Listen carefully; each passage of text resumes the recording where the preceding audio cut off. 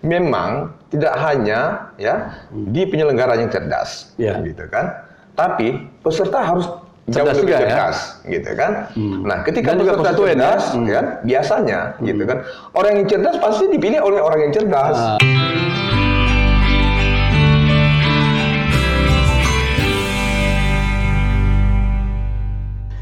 Tamu saya hari ini sangat luar biasa. Namanya Agusni Aha. Beliau adalah komisioner KIP Aceh yang bersedia hadir di Azwi Podcast. Selamat datang, Pak Agus. Selamat datang. Terima kasih. Apa kabar? Alhamdulillah baik, sehat walafiat. Selamat ya. Ya. Sepertinya ini padat aktivitas di Banda Aceh ya, Pak? Ya lumayan lah. Tapi volume kerja memang lebih padat ya dibandingkan ketika dulu jadi ketua KIP Kota Langsa ya. Dibandingkan sekarang kan seluruh Aceh yang kemudian melaksanakan kerja-kerja KIP itu ya. Ya memang keberadaan ya kita di KIP Aceh ya secara kebetulan teman-teman juga memberikan kepercayaan buat saya sebagai divisi data dan informasi. Gitu kan. Kendati memang kita hari ini tanpa ada tahapan dalam proses baik tahapan pemilu maupun pemilihan, ya. Tapi karena memang di bagian data ya menjadi satu amanat penting ya yang merupakan bagian dari Undang-Undang 7 tahun 2017 tentang pemilihan umum ya. Yang salah satu amanatnya adalah berkaitan dengan data pemilih ya secara berkelanjutan, sehingga ya setiap bulan ya setiap periodik ya kita melakukan pemutakhiran data pemilih secara berkelanjutan gitu. Artinya meskipun pemilu itu masih panjang, tapi aktivitas KIP terus aktif ya, Pak Gus ya? Iya. Itu tetap berjalan ya, kendati memang ada katakanlah kegiatan-kegiatan lainnya ya sesuai dengan tupoksi dan divisinya masing-masing. Nah, kita di KIP Aceh kan ada 7 orang. Gitu 7 orang komisioner, 7 orang ya? 7 orang komisioner, gitu kan. Masing-masing komisioner kan akan menggawangi divisinya masing-masing ya. Seperti yang saya sampaikan tadi ya, saya di divisi data dan informasi, gitu. Nah, divisi data dan informasi ini ya memang ya titik fokusnya adalah melakukan pemutakhiran data pemilih berkelanjutan secara periodik ya, baik setiap 1 bulan sekali ya, dievaluasi ya. Artinya ya setiap 1 bulan sekali ya kita kita updating data ya, baik data MS maupun data TMS, artinya data yang memenuhi syarat dan data yang tidak memenuhi syarat. Nah, data yang memenuhi syarat tentu saja itu data yang harus masuk ya ke dalam rekapitulasi yang kita lakukan ya. Kemudian data yang tidak memenuhi syarat tentu saja ya baik yang meninggal dunia atau warga masyarakat yang sudah menjadi TNI Polri gitu kan. Itu kan data TMS, data yang harus kita keluarkan. Dikeluarkan ya, dari daftar pemilih dari daftar pemilih yang memang kita rekap ya setiap 1 bulan sekali di tingkat kabupaten kota ya. Masih terus koordinasi ya dengan kabupaten kota ya? Ya artinya ya kita ya di Provinsi Aceh kan ada 23 kabupaten kota. 23. Nah ini kan menjadi tugas dan tanggung jawab di tingkat provinsi, baik melakukan supervisi dan monitoring, gitu kan, melakukan pengawasan, pendampingan terhadap pemutakhiran data pemilih yang dilakukan oleh setiap kabupaten kota. Nah, 23 kabupaten kota inilah yang menjadi titik koordinat kita ya, sehingga kita setiap waktu ya ikut mendampingi teman-teman di kabupaten kota ya. Di 23 kabupaten kota gitu. Tapi luar biasa itu padatnya ya aktivitas di KIP ya. Karena itu berkelanjutan ya dalam data pemilih ya. Iya, itu ya memang ya titik sentralnya ya kegiatan ya di luar dari tahapan ya, di luar dari tahapan ya itu yang memang ya mesti kita selesaikan. Ya. Mengenai pilkada itu memang positif ya, itu dilakukan di tahun 2024 atau bisa dipercepat ya? Seperti apa itu regulasinya? By desain yang dilakukan di tingkat nasional ya, kendati memang sampai sejauh ini ya dari hasil konseling ya antara pemerintah dengan Komisi 2 DPR RI ya, dan penyelenggara meliputi KPU, Bawaslu, dan DKPP ya. Memang sampai sejauh ini kita belum melihat ada titik endingnya berkaitan dengan kapan itu ya? Tahapan itu sendiri. Apakah 25 bulan sebagaimana rancangan KPU kan, atau 20 bulan ya.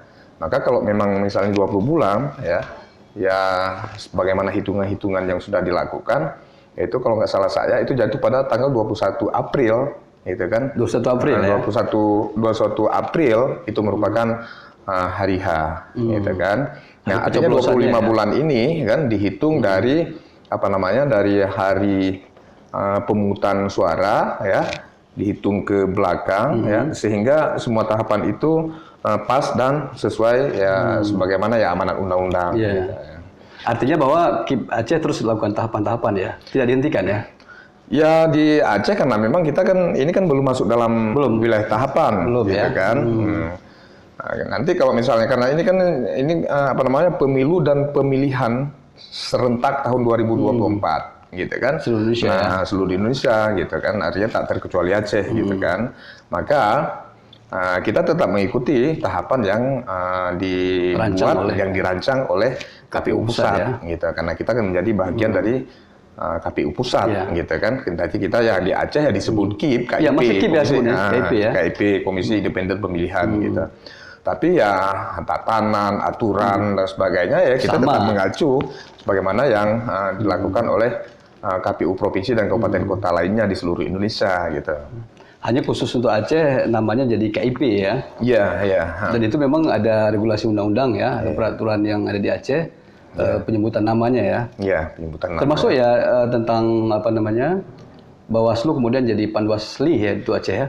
Iya, kalau Bawaslu itu kan sebenarnya kan berdasarkan aturan secara nasional yang kemudian disebut Panwasli di tingkat provinsi Aceh dan kabupaten kota di Aceh ya. Itu kan bahagian dari regulasi yang ada gitu kan, UPA, kemudian kanun tentang pemilihan atau pilkada Aceh gitu kan. Itu maka disebut ya Panwasli gitu. Panwasli ya. Panitia pemilihan independen. Ya. Tapi sebelumnya dulu tahun 2006 sepertinya pernah jadi Panwasli juga ya. Iya. Kalau 2006 itu kan pilkada pertama gitu kan. Pasca MOU. Nah, pasca MOU itu ada pilkada pertama yang mengikut sertakan calon persorangan gitu kan. Ya. Nah, pada pilkada 2006 ya saya di Panwasli Kabupaten Aceh Timur ya pada saat itu ya. Nah, saya pikir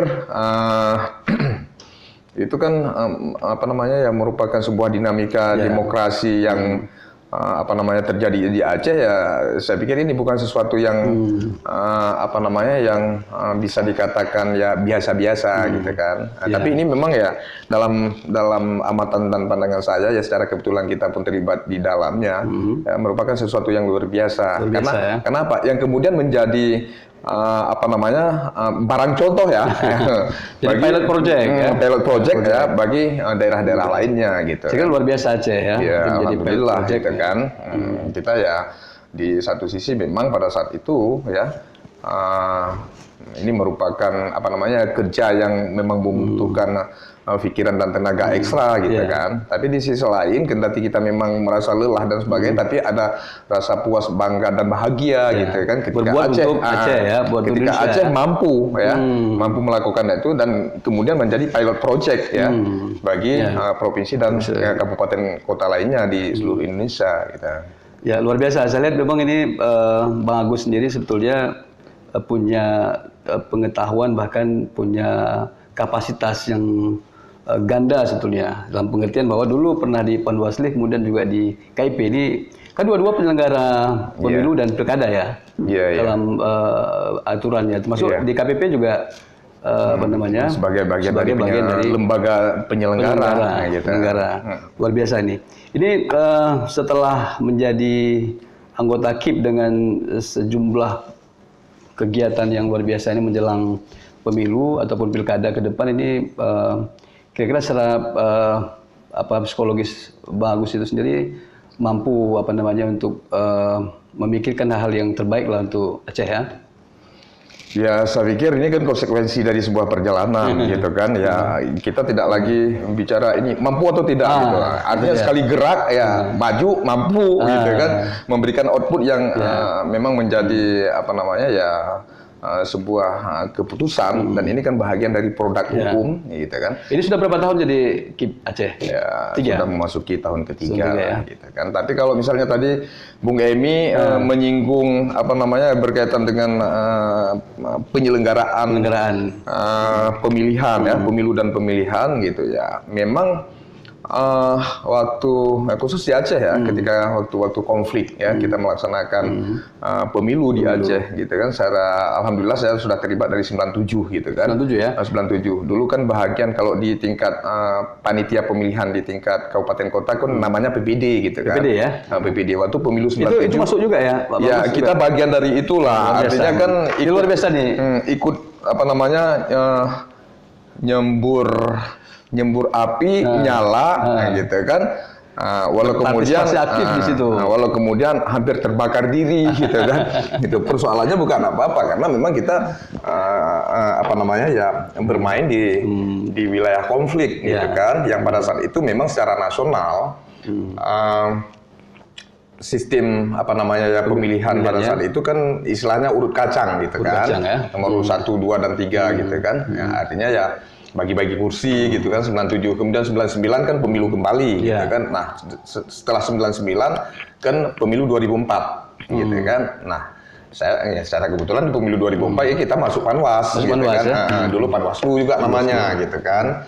Tapi ya untuk tingkat provinsi khususnya di Aceh belum ada Panwasli gitu karena baru dikenal Panwasli kan pada saat Pilkada 2006. Pilkada 2006 ya. 2006. Setelah gitu. MOU terjadi kemudian ada pemilihan itu ya. Ya. Jadi serentak di Aceh. Jadi pada tahun 2004 gitu kan pembentukan ketika KPU gitu kan baru dibentuk di tingkat provinsi dan kabupaten kota gitu kan.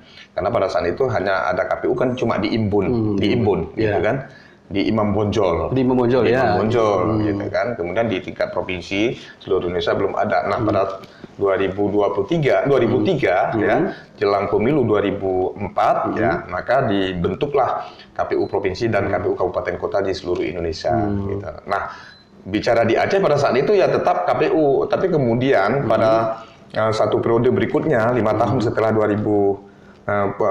periode 2003-2008 ya. Kemudian di Aceh kan berubah. Sistemnya berubah. Kan penamaan juga berubah ya. Kan menyusul lahirnya UUPA, kemudian penjabat lewat penjabaran kanun payung gitu kan. Hukumnya ya. Sebagai payung hukum yang kemudian penyelenggara ya baik di tingkat provinsi maupun kabupaten kota yang secara nasional disebut KPU yang kemudian di Aceh disebut KIP ya. Komisi Independen Pemilihan. Ini spesialis bagi Aceh ya. Di sisi penamaan ya. Sebetulnya meskipun nama berbeda substansinya sama ya. Sama. Cuman khusus di Aceh gitu kan. Nah, kenapa kemudian ya di tingkat provinsi 7 orang? Ini juga amanat undang-undang. Oh, amanat undang ya. Walau memang di tingkat di luar dari Aceh ya ada yang 7 orang juga di tingkat provinsi, tapi ada juga yang 5 orang. Ini bukan karena memang itu amanat undang-undang pemilihan itu sendiri gitu kan. Bukan seperti karena beban kerja yang itu seperti Jawa. Kemudian Jawa Barat misalnya, gitu kan, itu kan diprofesikan dengan jumlah penduduk di satu wilayah, gitu kan. Ya. Secara kuantitas kalau 7 orang kuesioner KIP itu mampu ya untuk pelaksanaan pilkada maupun pemilu di Aceh ya, satu wilayah provinsi ya. Kalau Pak Gus lihat itu dengan jumlah yang 7 orang itu sudah memadai ya. Ya, itu saya pikir kan struktur dari organisasi penyelenggara itu sendiri gitu kan ya. Karena di masing-masing personal dari 7 personil yang ada di KIP Aceh ya itu kan memiliki tugas job description-nya dengan divisinya masing-masing. Divisi masing-masing ya. Ada berapa tadi divisinya? Ada 7 divisi kan? Ya. Ada 7 gitu. Disesuaikan dengan jumlah anggota KIP Aceh ya. Jadi kalau misalnya ada di daerah lain 5, gitu kan, ya maka nanti kan disesuaikan gitu kan. Jadi Misalnya 5. kalau di KIP Aceh ada divisi apa namanya ya apa namanya logistik, gitu kan. Tapi karena memang itu divisi logistik, perencanaan dan logistik, gitu kan. Tapi misalnya di kabupaten kota ke-5, gitu kan, maka perencanaan data dan informasi itu satu gitu. Satu divisi, ya, digabung gitu kan. Nah di kita ya karena memang 7 orang, ini kan bisa titik fokus saya ya di data dan informasi. Data dan informasi ya. Gitu. Dan bukan hanya di bagian data informasi yang terus secara sustainable bekerja, tapi divisi lain juga terus aktif ini ya. Meskipun tahapannya belum sampai ke situ ya. Tapi salah satu yang memang apa namanya ya tidak pernah berhenti ya. Sebagaimana saya sampaikan di awal tadi ya, tanpa ada tahapan itulah di divisi data dan informasi ini. Karena apa? Karena kita memutakhirkan data pemilih ini secara berkelanjutan tiap bulan gitu kan. Tiap bulan, dan nanti eksekusinya di tingkat kabupaten kota gitu kan. Karena setiap bulan mesti ada yang perubahan itu. Jadi misalnya seperti yang meninggal tadi mesti digantikan, dikeluarkan dari data. Itu akan terjadi updating gitu kan. Updating data itu ya setiap bulan gitu kan. Dan koordinasi di kabupaten kota terus berjalan ya. Iya, kita terus apa namanya melakukan komunikasi, koordinasi kan dengan teman-teman kabupaten kota ya. Yang kemudian kita juga ya melakukan koordinasi serupa dengan ya pimpinan KPU RI gitu kan. Terus itu ya. Secara hierarki ya. Dengan pemerintah Aceh sendiri itu terus juga bangun komunikasi terkait ini ya. Ya, saya pikir itu kan merupakan sebuah keniscayaan yang memang mesti dilakukan gitu. Karena begini gitu. Sebenarnya ya kita sebagai penyelenggara ini kan merupakan salah satu instrumen ya bahagian dari proses demokratisasi ya. Ya untuk memastikan demokrasi berjalan dengan baik ya. Iya, artinya ketika keterlibatan ini kan baru satu elemen gitu kan. Nah, dan banyak elemen lainnya ya. Dalam sebuah apa namanya ya dalam pandangan saya sebuah demokratisasi yang menghasilkan pemimpin di dalamnya itu kan sedikitnya terlibat ada beberapa elemen gitu kan, 3 elemen penting misalnya gitu kan. Pertama ya penyelenggara, yang kedua peserta ya, yang ketiga ya masyarakat. Dan satu lagi ya pemerintah sebagai sebagai kalau boleh disebut sebagai pilar lain yang memang mesti ya terlibat secara langsung, secara kolektif lah ya. Secara langsung. Karena apa?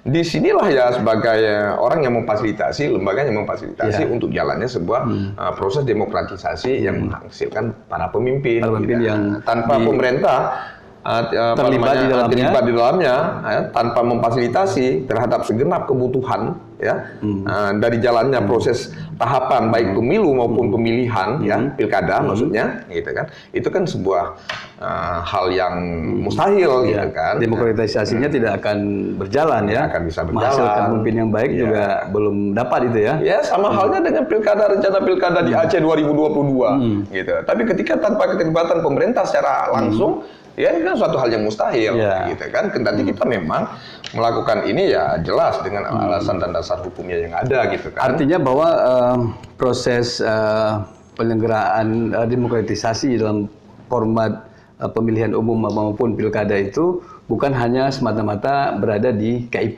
ya, tapi keterlibatan stakeholder ya. Iya, keterlibatan semua pihak. Untuk tujuan mendapatkan hasil pemimpin yang diinginkan oleh publik ya. Karena memang ya salah satu pihak katakanlah kita sebagai penyelenggara, ternyata kita sebagai penyelenggara juga tidak bisa berdiri sendiri. Karena penyelenggara di Indonesia dikenal itu ada ada 2 lembaga lainnya selain dari KPU atau KIP yang disebut di Aceh gitu. Ada Bawaslu gitu kan, ada di KPP. Di KPP ya. Kan ada di KPP itu berbicara tentang etik ya. Iya, artinya itu kan orang yang memang lembaga yang menjaga kan etik penyelenggara gitu kan, baik Bawaslu maupun ya KPU atau KIP. Gitu. Saya kira kalau 3 elemen ini bekerja secara kolegial, saya kira bahwa pemimpin yang tepat itu akan dihasilkan ya dari proses yang dijalankan itu. Ada pengawasnya, kemudian ada pelaksananya, bahkan ada yang mengontrol etik dari semuanya ini kan. Iya, maka saya melihat ya kan sebenarnya kan dari apa yang kita sebutkan barusan dengan 3 elemen penting yang ada ini sebagai penyelenggara, kan, ini kan sesuatu yang memang 3 serangkai yang memang saling berkelindan dan sungguh manis, gitu kan. Kenapa saya katakan manis? Ya karena memang ya ini kan saling berhubungan, gitu kan, saling berhubungan. Yang pada intinya kan itu kan untuk memberikan output, output yang baik, gitu kan, menghantarkan pemimpin yang baik, gitu kan. Nah, artinya begini, ketika penyelenggara baik, gitu kan, salah satu ketika penyelenggara baik, kemudian ada penyelenggara lainnya yang mengontrol agar memang benar-benar baik sesuai dengan prosedur, sesuai dengan aturan dan prosedur yang ada, ya maka ya sebagai peserta pemilu atau pemilihan itu sendiri juga berlaku baik, memberikan sikap dan pemikiran yang cerdas, gitu kan, sehingga katakanlah masyarakat atau konstituen ya sebagai bahagian terpenting dari bahagian proses demokratisasi itu sendiri, ya tentu saja akan melahirkan dengan orang-orang yang cerdas dalam melakukan sebuah pemilihan, tentu saja akan menghasilkan pemilih yang cerdas, gitu kan, pemilih yang baik, gitu saling kan. berkorelasi Saling berkorelasi. Maka saya pikir ya itu kan memang tidak hanya ya di penyelenggara yang cerdas, gitu kan. Tapi peserta harus jauh lebih juga, cerdas, gitu kan. Nah, ketika dan juga peserta cerdas, kan, biasanya, gitu kan, orang yang cerdas pasti dipilih oleh orang yang cerdas, gitu. Itu dia. Mustahil, gitu Ya, kan. Makanya kita semua ya, saya pikir ya para ini memang menjadi titik tumpu ya bagi kita semua, baik sebagai peserta maupun sebagai penyelenggara dan bahkan sebagai masyarakat konstituen yang memang memberikan suaranya untuk menentukan pemimpinnya yang cerdas, ya tentu saja ini sumbu ya harus harus nyala, gitu. Harus nyala, gitu. Kalau memang tanpa nyala dari sumbu yang ada, maka yakin dan percaya itu nggak akan menghasilkan pemimpin yang cerdas, gitu kan. Karena sebagaimana saya katakan tadi, gitu kan, pemimpin yang cerdas pasti dipilih oleh orang-orang yang cerdas, gitu. Jadi kalau kita balik, gitu kan, orang-orang yang cerdas mustahil memilih orang-orang yang bodoh, gitu. Pasti juga akan memilih orang-orang yang cerdas, gitu. Kan? Karena dia sering berkorelasi. Iya. Artinya bahwa harus semuanya lah dicerdaskan, baik itu penyelenggara maupun peserta, bahkan konstituen. Ya konstituen dalam hal ini adalah masyarakat, tentunya harus dicerdaskan. Mereka juga harus sadar betul bahwa proses demokratisasi ini adalah untuk menemukan pemimpin yang baik bagi negeri ini. Jadi saya lihat dari paparan Bagus tadi, sebetulnya Bagus ini sangat banyak pengalamannya di Komisi Independen nih tadi. Jadi bahkan di KIP Langsa dulu 2 periode ya. Iya, alhamdulillah 2 periode kita lalui dengan alhamdulillah dengan baik. jadi memang ini luar biasa, teman-teman sekalian, memang ini Bapak tamu kita luar biasa. Bagus nih, itu memang bukan hanya sebagai pemimpin di organisasi sosial, tapi juga sebagai ketua KIP 2 periode ya. Saya kira ini luar biasa pengalaman yang banyak. Dari semua pengalaman yang sudah Bang Agus ini jalani, sebetulnya Bagus menemukan apa suasana psikologis, suasana emosional ketika menjadi bagian dari penyelenggara itu misalnya. Apakah ini merasa gembira karena ini kan kerja berat ini, dari apa yang sudah dilalui misalnya, atau yang sudah dilalui selama ini dari KIP itu, dari 2 periode itu, kan kita pasti merasakan suasana yang kepuasan dalam bekerja. Seperti apa itu, secara suasana psikologis maupun emosionalnya? Ya, saya ingin mengatakan ya, lahirnya katakanlah saya sebagai penyelenggara ya, bersama teman-teman yang lainnya, gitu kan, kita sudah melewati berbagai dinamika demokratisasi, khususnya di Aceh, gitu kan. Mulai mungkin 97 pada saat kita masih dalam mahasiswa, gitu kan, baru balik lah barangkali, gitu kan. Kemudian 99 hingga 2001 ya, 2001 memang ini kan belum ada KPU di tingkat provinsi dan kabupaten kota. Belum ada ya? Belum ada, baru ada cuma di pusat di Imbun, gitu kan, KPU RI, gitu. Nah, pada saat itu kan Indonesia ini kan terjadi pemekaran wilayah, Ya. nah gitu kan, wilayah Provinsi bertambah. gitu misalnya kayak di Aceh Timur. Aceh Timur dulu kan include Kota Langsa dan Aceh Tamiang. Ya, gitu satu induknya di Aceh Timur. satu induk gitu, kabupaten induknya adalah Aceh Timur. Nah, kemudian 2001 gitu kan terjadi pemekaran wilayah gitu. Nah, di tingkat provinsi dan kabupaten kota kan belum ada penyelenggara, belum ada KPU pada saat itu. Maka terbentuk dan dibentuklah dengan nama PPK, panitia Pemilihan kecamatan ya. Pemilihan kabupaten kota. PPK ya. PPK. Nah, artinya panitia inilah yang kemudian melakukan proses PAW gitu kan terhadap anggota DPR yang di Kabupaten Induk untuk dikembalikan ke Kabupaten Kota Pemekaran ya. Luar biasa. Nah, pada saat itu kan 2001 gitu kan. Nah, kita ya bahagian ada di situ ya. Ada bahagian dari situ. 5 orang juga gitu. 5 orang juga ya. 5 orang juga, ada ketua dan anggota gitu. Ada juga difasilitasi sekretaris ya yang difasilitasi oleh pemerintah gitu kan. Saya pikir sama hal juga dengan bentukan dengan lembaga dan postur KPU atau KIP hari ini gitu kan. Nah, saya pikir ya, dari pengalaman itu ya, dari pengalaman itu dalam proses melakukan sebuah tugas tanggung jawab ya, yang kemudian kita lakukan dengan penuh katakanlah serius. Gitu ya. Dan kemudian ya menjadi sebuah nikmat lain gitu kan ya, sebuah nikmat lain yang pada akhirnya ya memberikan sebuah nilai kemaslahatan. Itu aja sebenarnya gitu kan. Nah, beranjak dari itu ya saya pikir ya semuanya kan kita punya kesempatan yang serupa gitu kan. Walau terkadang juga punya hajatan yang sama, tapi dengan porsi yang terbatas ya, sehingga kan tidak mungkin semuanya kita bertumpu di situ gitu kan. Nah, yang ingin saya sampaikan adalah keberadaan itu sebenarnya hanya merupakan bahagian ya, cinta dan kasih sayang Allah kepada kita terhadap orang-orang yang memang diinginkan gitu kan. Satu diinginkan, kemudian yang berusaha sungguh-sungguh. Iya, makanya kan itu kan kembali kepada ya individu atau personal yang ada. Sejauh itu usaha, maka sejauh itu pula hasilnya gitu.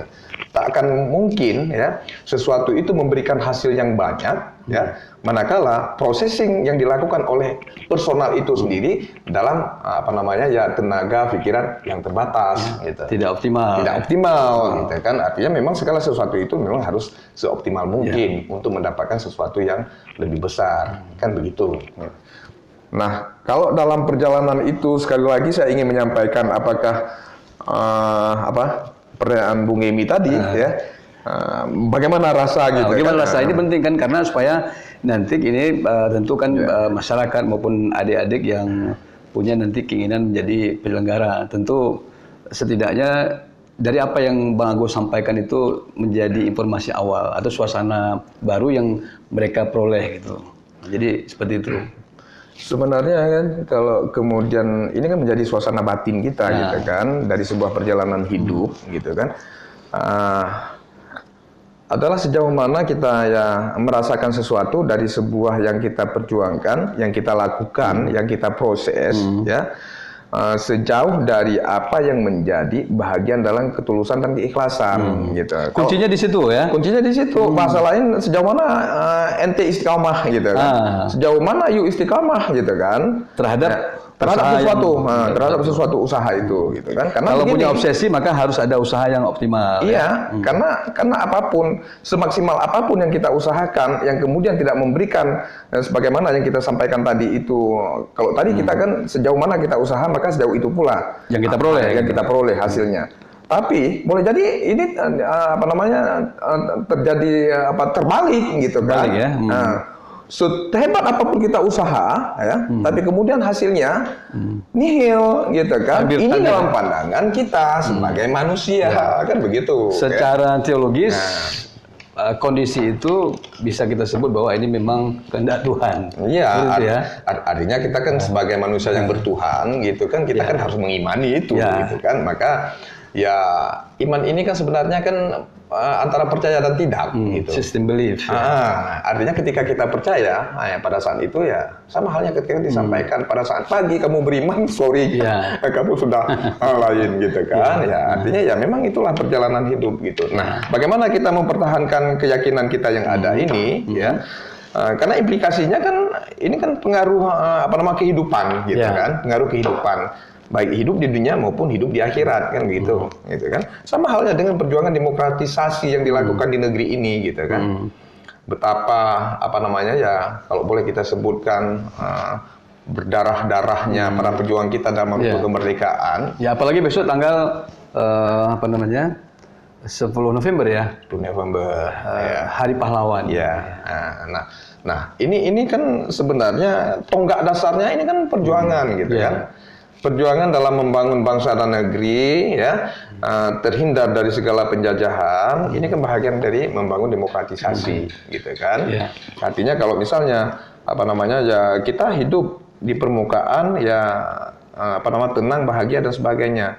Tapi secara nyusup di kedalamannya ternyata kita dijajah gitu kan. Nah, bagaimana kita bisa merdeka gitu kan? Nggak mungkin kita bisa merdeka ketika kita baik secara fisik gitu kan maupun secara pikiran dijajah gitu kan. Oleh karena kita harus terbebas dari segala belenggu itu jika memang kita ingin menunjukkan ya suatu bangsa yang memang bangsa yang memiliki baik latar belakang maupun visinya ke depan untuk menjadi bangsa dan negara yang demokrasi. Gitu. Itu cita-cita kita semua ya. Saya pikir itu semuanya punya cita-cita yang serupa gitu kan. Karena mustahil bagi setiap warga masyarakat itu yang memang dia berpikir antara hak dan tanggung jawab, antara tanggung jawab dan kewajiban gitu kan. Semuanya ya mengarah ke sana, akan tetap berpikir ya bagaimana negeri dan bangsa ini ya menjadi negeri dan bangsa yang memang memiliki nilai-nilai demokratisasi yang tinggi. Gitu. Jadi saya lihat dari perjalanan Pak Agus sebetulnya dari KIP kota, kemudian provinsi, ini satu lagi supaya lengkap itu KIP pusat. Ya, KPU. KPU pusat ya. KPU ya, istilah KPU pusat. KPU pusat itu punya keinginan ke sana bagus. Ya, untuk berbuat lebih besar lagi untuk Indonesia. Ya kalau saya jujur saya katakan gitu kan, saya kan mengukur nafas. Gitu kan. Jadi harus pintar-pintar mengukur nafas, jangan kemudian kita bertarung lomba lagi, gitu kan, belum start, belum apa-apa kita sudah ngos-ngosan, gitu. Dan kita ya tetap dalam latihan, ya. Hari ini kan saya kan melatih diri, gitu kan, agar menjadi yang terbaik pelomba yang baik lah gitu kan. Gitu. Jadi ya terus kita belajar gitu, ngatur nafas gitu, ngatur pikiran gitu, ngatur emosi dan sebagainya gitu kan. Nah, perlu saya jawab ya mungkin nafas kita ya hanya untuk ruang lingkup Aceh dulu lah gitu kan. Hanya untuk ruang Aceh dulu gitu ya. Tapi bila ada kesempatan itu tidak apa-apa, tidak ada masalah ya. Saya pikir itu kan sangat manusiawi gitu kan. Tidak mungkin orang itu berada di posisi yang ini. Kita karena memang hidup ini nggak boleh stagnan gitu kan. Artinya kita terus harus bergerak ya. Harus bergerak dalam kepentingan dan kebutuhan yang memang sesuai dengan daya, upaya dan kemampuan gitu kan. Karena saya tadi membacakan dari awal di kota, provinsi supaya sempurna biografi, kemudian juga sempurna di dalam pengetahuan tentang penyelenggara, kemudian dedikasi terhadap negeri ini. Bila KPU pusat itu juga bisa menjadi komisioner di sana, ini sangat luar biasa. Tentu ini kebanggaan buat Aceh. Tapi ada yang sekarang dari Aceh ya jadi KPU pusat ya? Ya ada, itu kan Pak Ilham Saputra mantan wakil ketua KIP Aceh gitu kan, dan dia putra asli Aceh gitu kan. Ya semuanya kan nggak tertutup kemungkinan, semuanya kan punya peluang dan kesempatan yang sama gitu kan. Tapi ya kemudian ya kembali ke personal yang ada gitu kan, personal yang ada. Kalau memang dia mau ke sana ya berjuanglah secara sungguh-sungguh gitu kan. Ya agar apa? Agar kita ya bisa menjadi bagian, kalau bicara penyelenggara ya bagian penyelenggara ya secara di tingkat pusat atau di tingkat nasional gitu kan. Kita berharap memang dari Aceh gitu kan. Kemudian tidak hanya muncul Pak Ilham, alhamdulillah gitu kan, dari sebagai anggota kemudian menjadi sebagai ketua gitu. Ini kan suatu kebanggaan juga buat kita gitu kan. Artinya apa? Semuanya punya kesempatan yang sama untuk mengisi. Jadi bukan sesuatu yang mustahil gitu kan. Bukan sesuatu yang mustahil gitu. Ketika kita mau gitu kan, dengan usaha penuh dengan perjuangan dan doa kan, ya. dan doa ya, sehingga ya segala sesuatu itu pasti Allah kan tak akan mungkin membiarkan umatnya dengan berbagai usaha dan upaya lantas dia tidak mendapatkan apa-apa, gitu kan. Oke, terus kemudian bagus nih yang terakhir nih, sebetulnya apa makna demokrasi di mata Bagus sebagai penyelenggara? Tapi kalau bagi saya sebagai citizen mungkin akan berbeda perspektifnya. Tapi bagi Bagus sebagai penyelenggara, itu seperti apa Bagus melihat demokrasi itu sendiri? Kalau saya boleh menyebut gitu kan, demokrasi ini adalah sesuatu yang bermakna dan memberikan nilai buat kemaslahatan makhluk bumi. Ya, luar biasa itu. Ya, itu kan? luar biasa filosofinya itu ya. Kan? Kemaslahatan makhluk bumi ya. Kemaslahatan makhluk bumi. Karena kita tinggal di bumi ya. Karena kita tinggal di bumi. Ya, nah, Masya Allah. Nah, kalau boleh saya ini sebenarnya sudah agak sedikit melebar gitu kan. Tapi ini bisa dihubungkan. Nah, tapi penting untuk saya terjemahkan gitu. Karena moto hidup saya adalah bagaimana hadirnya kita gitu kan bisa memberikan kemaslahatan untuk makhluk bumi. Makhluk bumi gitu kan. Sekecil apapun usaha kita. Sekecil apapun usaha kita itu, ya gitu kan. Nah, makhluk bumi ya, ternyata tidak hanya Bung Emi gitu kan. Yang memang itu sebentuk insan atau manusia gitu kan, tapi ya segala yang melata di muka bumi segala yang melata di muka bumi ini adalah makhluk bumi yang memang harus dijaga gitu kan, haknya gitu kan, karena jangan kemudian ya hak dan kewajiban kontradiksi gitu. Paradoks gitu kan. Ketika kita ya mengklaim diri sebagai manusia, maka segala sesuatu itu menjadi hak kita, gitu kan? Walau memang kita lupa dan selalu lupa akan kewajibannya, gitu kan? Tapi yang saya ingin sampaikan, stress poinnya bukan di situ, gitu kan? Adalah ketika kita kan melewati batas gitu terhadap sesuatu itu yang memang di luar dari kewajaran yang ada, gitu. Ya silahkan menguasai segala sesuatu yang melata di muka bumi karena itu menjadi bahagian dari hak Anda sebagai manusia.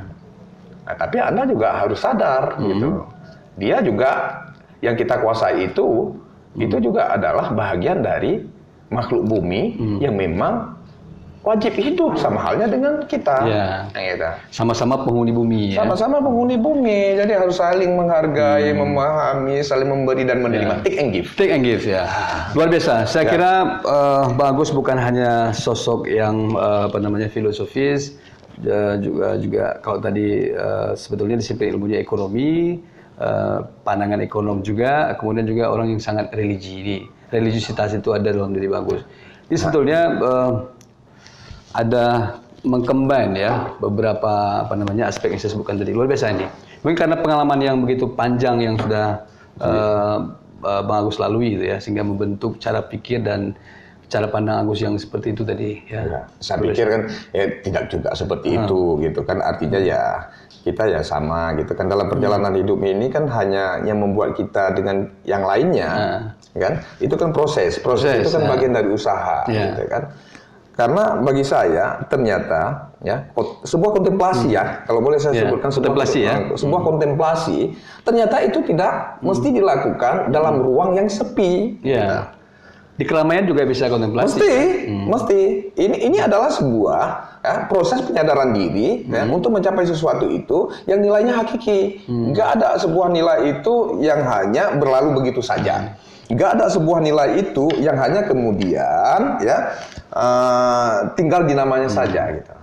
Tapi ada nilai kehakikian itu ya yang memang dia mesti hidup gitu ya. Mesti hidup gitu. Artinya tidak harus keluar dari keramaian kemudian kita kontemplasi dan mendapat hikmah ya. Tapi sebetulnya dalam keramaian juga dapat ya. Akan pasti dapat. Tapi itu hanya orang cerdas yang bisa seperti itu, Bagus. Saya pikir hanya dibutuhkan konsentrasi saja. Konsentrasi ya. Konsentrasi gitu kan. Karena begini, saya bukan ingin menyamakan antara katakanlah orang yang berpendidikan S1 dengan orang yang berpendidikan S3 gitu kan. Ya. Tapi memang pada kodratnya ya semuanya memiliki kemampuan yang sama gitu. Hanya kemudian bagaimana melakukan pemrosesan diri? Memproseskan diri. Memproseskan diri itu kan kemudian usaha maksimal ya. Dengan usaha maksimal mencari ruang dan kesempatan gitu. Ya. Nah, ketika di ruang dan kesempatan ada, maka kita berada di sana dan disitulah kita harus melakukan sesuatu yang lebih bermakna. Selesai. Gitu. Oke. Selesai dalam pemahaman, tapi dalam perjuangan itu akan terus lanjut. Ya. Gitu. Pemahaman selesai. Pemahaman selesai. Gitu, perjuangan terus lanjut ya. Perjuangan harus lanjut. Luar biasa. Gitu, ya. Saya kira Pak Agus ini memang banyak hal yang kita diskusi kembali terkait apa aja. Tentu yang sangat penting adalah tentang ya tugas Bagus sebagai komisioner tentang pilkada dan tentang pemilu menarik untuk kita bahas. Tapi ini tidak cukup waktu barangkali kita diskusi ini. Lain kali kita undang lagi Bagus untuk hadir di Azawi Podcast. Kita akan selalu siap untuk Azawi ini. Karena bagi saya ini Azawi ini memang sebuah medium untuk melakukan pencerdasan diri juga gitu kan. Ya. Nah, saya pikir ya Azawi ini kan tidak hanya sebuah labeling semata, tapi ini memang memiliki nilai-nilai ya, yang sangat universal, gitu kan. Saya pikir ini kan sebuah penamaan yang tidak hanya sebatas nama apa yang kemudian sering disebut apa artinya sebuah nama. Shakespeare ya. Gitu. Artinya ya Azawi ini ya sesuatu yang luar biasa dan kemudian kita ya senang dan bahagia gitu kan. Senang dan bahagia gitu. Makanya ya kita berharap lah gitu kan ke depan ini Azawa ini akan menjadi medium lain ya dan melakukan pencerdasan ya terutama sekali ya di lingkungan kita lah gitu kan. Ya kemudian bisa memberikan hasil dan makna untuk bangsa dan negeri. Ini kan cita-cita yang luar biasa gitu kan. Benar. Cita luhur itu. Cita luhur ya. Untuk mengeduket publik ya agar lebih tercerahkan lah ya dengan menghadirkan tokoh-tokoh penting ya, terutama seperti Bagus lah, tokoh-tokoh penting di Aceh yang bisa berbincang-bincang terhadap demokrasi di Aceh tentunya yang lebih khusus tentu Indonesia seperti harapan-harapan kita tadi menemukan pemimpin yang baik bagi negeri ini. Saya kira demikian. Makasih Bagus. Ya, oke. Terima kasih. Kita ketemu lagi. Sama-sama. Atas waktu dan kesempatan yang diberikan ya kiranya ya alhamdulillah ya semoga ke depan akan lebih memiliki makna dan arti gitu ya. Terima kasih ya.